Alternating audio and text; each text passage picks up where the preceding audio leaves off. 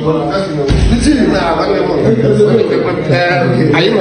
brother, man, I love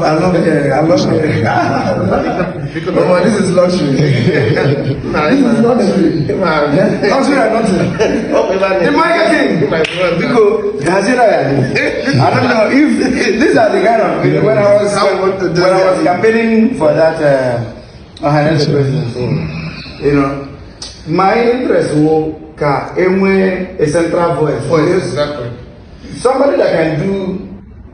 You usually talk about Michael Obara. Yes, exactly. Michael Obara was able to achieve what he achieved in the Eastern region because he's the premier, taking care of the whole Eastern region.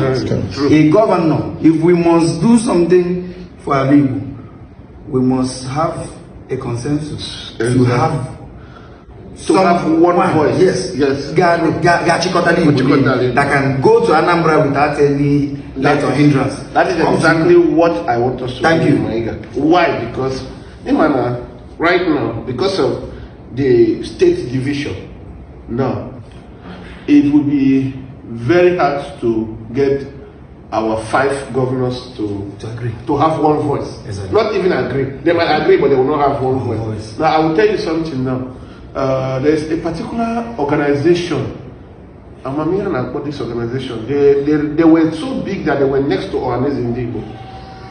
So they signed a consensus to develop the state. P2B was governor then. He signed that consensus. All the state governors signed. Dave Umahi agreed that he was going to sign. When they took it to him, he didn't sign it. So this organization had people who were going to follow this project off from abroad and everything. That organization collapsed because of one person. Or IDF? No, I think it's I don't know if you know Engineer Chris Okoye. Yeah, I know. Engineer Chris Okoye is actually the founder of that. Okay. And he told me, he said they did everything right, made all the right connection, but Dave Umahi didn't, because the project needed all the Southeast governors to agree and sign that thing. So now the reason why MIGA is going to be different is because with MIGA, the people, all the MIGA projects will depend on the people. And if we can get if we can get people in a Ebonyi state to see that their interest is represented in MIGA, people from Anambra see that their interest is represented in MIGA, and then we are doing projects that doesn't necessarily, as you are coming here now, you saw the state of this our village road now. Now, so imagine if 10 of us, we have resources in this community now, and we say we want to fix that road now. We don't need to go take permission from the government to come do it. We will just do it as part of our contribution to this community. To the community. So those are the kind of developmental projects we want to be able to carry out. Something that it will not need government involvement to say yes or no. Because sometimes when you need government involvement, it has nothing to do with the people. Okay, you see everything I've been doing in Enugu State. I have not gotten any.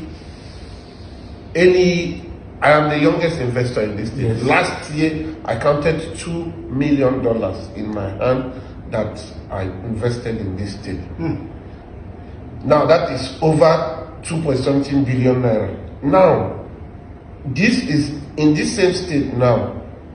Even I see the governor celebrate even people who just come from Lagos to come take pictures. They have not really added value. We are currently employing over 200 persons in this state, in our construction site and everything. Now, but do you know that because of the people around the governor, some of them see me as a threat to their interests. A way of actually that the governor will see what I am doing, they will block it. So you see that sometimes it's not even about the people in charge, but the people around them. So MIGA has to be thoroughly decentralized in such a way that we can start and execute a project without depending on my brother. Honestly, the MIGA vision is the vision for every Igbo man. I am pleased. I am pleased.